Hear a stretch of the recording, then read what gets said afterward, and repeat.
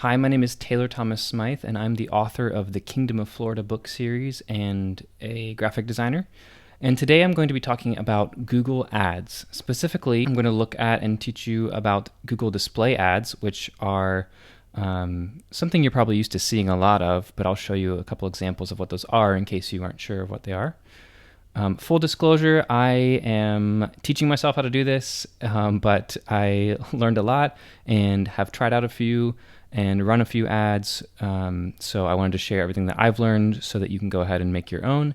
It's actually really easy. There's a little bit of setup involved, but the general process, Google makes it so simple to kind of walk you through all of the steps that are needed to make a successful campaign. So without further ado, I'll share my screen with you and kind of walk through the steps for you to do that, and we can go from there. So Google Ads is free to use. You just have to create an account.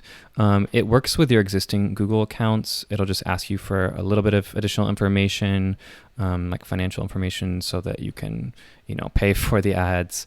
But it's really a great thing that integrates really well with so many different web and social media based platforms. So highly recommend it. So you'll just kind of, to get started, after you've signed up, you sign in and go to display campaigns and new campaign. Don't let all this other stuff overwhelm you. You can click kind of what type of ad you want. I'm just going to click website traffic since that's kind of the most basic. And I'm going to click display ad, which just means image ads. Standard display campaign or smart, you can kind of click smart, just has a little bit of optimization that automatically goes in here. And you type in the address of the page that you want the ad to go to. Since this is a website traffic was our goal, let's put a website in here. This is my games page. I released a new card game, so I'm going to make an ad campaign about that. So you'll put the name up in the top here. My game is called Triumvirate, so I'm just going to put that as the campaign name, and I'm going to denote that it's a display campaign, just, if I can spell. So I'll be able to go back and remember that. And there's going to be a lot of different settings and options you can choose in here. I'm just going to target everyone in the United States. You can click language settings here. I'm just going to keep this kind of as the default for some of these things.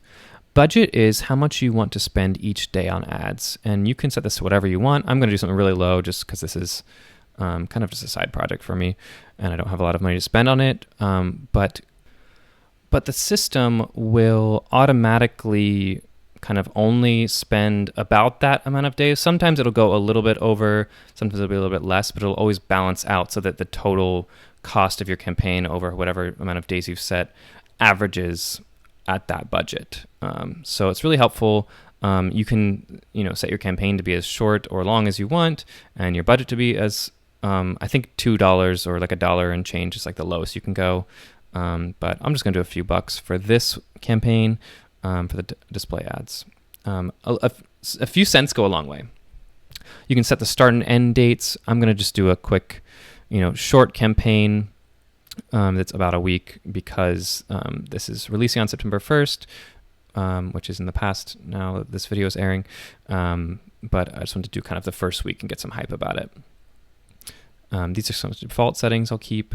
Ad group name, you don't have to name it. I'm only going to have one group, so it doesn't really matter too much to me. There's a bunch of settings. I'm just going to cancel that and start a new thing here. Upload display ads. So I have all these ads already created, and I'm just going to choose the files I want to upload.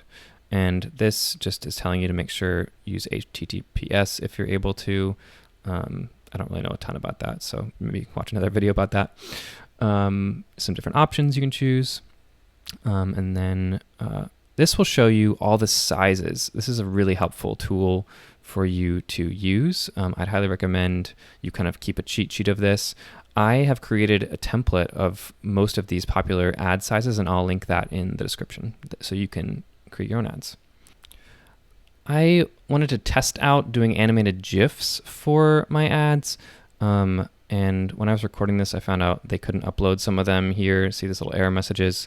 Some of that has to do with size. Later, I got some actually kicked back because the animation on them didn't really work out. But kind of as I'm recording this video, I am just going to, kind of replace the ones that didn't work with just some static images that aren't animated. And so I kind of just will reference, which ones over there that I was missing just based on the file name. And I'll jump ahead here to selecting all of them and uploading them. It's really easy, just kind of the usual upload dialog that you would have on any other website. You can add more by just clicking this image and just dragging them over when you're on a Mac, or just navigate to the folder in that window, wherever you have them saved. And you'll see them all show up in there. And yeah, it's that you can just kind of double check that everything is there that you wanted. And then when you're ready, you click Create Campaign. And it's super easy, just kind of straightforward. Everything kind of guides you. This is just a recap of what you're doing, and it'll show all your ads there. Continue to campaign. So now once you're here, it will take a little bit to enable your ad. I mean, it says it's enabled, but they're going to review them before they run. So it'll see it says pending up at the top there. I'm just clicking through. This is kind of where some stats will show, and you can select these and they'll show up on the graph. Right now everything's 0 because the campaign had not started when I was recording this video. And you can go over here to see your ads. Not eligible under revision, campaign pending. That just means that they hadn't approved it yet.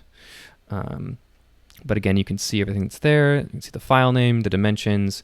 You can click on those to kind of test them out and see how they'll look the right size. And very helpful. Lots of different options in here that you can explore. I'm not going to go into that in this video really, but some recommendations sometimes about how you can optimize your campaign will be in here if there's things you can work on. I'm going to click over to an existing campaign so you can see just kind of how numbers show up. This is kind of the chart that's really helpful. It shows you how many clicks you have. You can kind of just see this dashboard, the total cost you're paying for this campaign over its lifespan. The cost per click is what CPC stands for. You can see kind of examples of the highest click ads. You can sort them by other things if you just kind of click the different options. See what they looked like, test the link out, that sort of thing. So you can kind of scroll through here. You can also see what device people viewed your ad on. Demographics. This was really interesting to me that I had this really high population of 65-year-old women and then this really young teenage men clicked on my ad, kind of the extremes. The more saturated the color, the more clicks or views or impressions there were, depending on what thing you're measuring. This breaks it down by day and hour, kind of a little heat map, similar. So lots of helpful stats. So I recorded those screenshots of me uploading those ads before I made this video, obviously, but before I'm recording this segment. And since then, I wanted to share something that happened after I uploaded those ads, which was a couple days ahead of my campaign launch, which was intentional, so I could have it kind of all ready to go. But I was advertising for this card game that is based on my book series, Kingdom of Florida, and this card game, in some of the screenshots, you can see, you can see samples of the cards.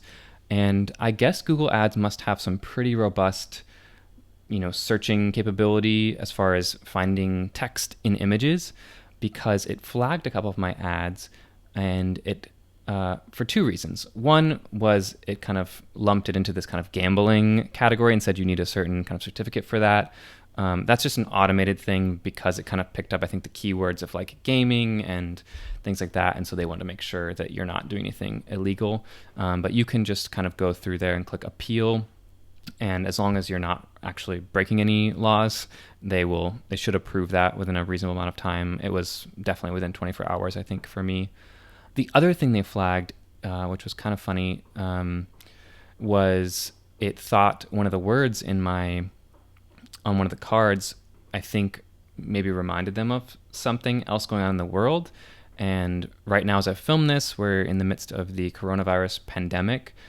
So I think there's some keywords probably related to that are kind of in their system. It flagged it as, I think it was called a sensitive event or something like that, which can involve like public health crises. So in this case, it was coronavirus. But one of the things on my cards was Coronado is the word. And that has, like, if you take a few letters off that end of that, it has the word corona in the middle of that, which was I came up with way before this pandemic was a thing. But some of the images, some of my display ads were flagged for sensitive events, and I think it was because they saw the word corona in that word and flagged it. So I think that some of those ads were flagged because the Google Ads system saw the word corona inside of that word and thought I was maybe doing some advertisement that I was not allowed to be doing. They have been really strict about that for good reason, to make sure people aren't, distributing things that would be harmful for people's kind of public health knowledge about the coronavirus, COVID-19. So just something to watch out for. Sometimes you'll get these kind of weird flaggings. A lot of those are automated, so it doesn't mean that that's, you just can't do the ad at all. In both of these cases, I appealed them and I did not make any changes to them. I just appealed it, and so that means it went toward a review. So like a real person will take a look at it, and both were approved, both the display ad and the video ad. But just something to kind of be mindful of. Sometimes your ads will get flagged for things. Sometimes they're legitimate and it'll tell you what that is. Like another ad kind of early on when I was just learning, I was sending to a URL that was a kind of like a hidden page on my site, or one that was kind of had a redirect to something else, and they don't really like that. So your page, if you're sending to a URL, has to be something like either your homepage or another page that's easily findable in your navigation of your website. So just something to keep in mind. All right, I hope this has been helpful. If you have any other questions about Google Ads, I can try to answer them. Just drop them in the comments, and I'll do my best to get back to you. If there's anything else you'd like to see a video of in relation to this topic, please let me know. All right, thanks so much. As always, you can follow me on here, subscribe to this channel to find more videos like this.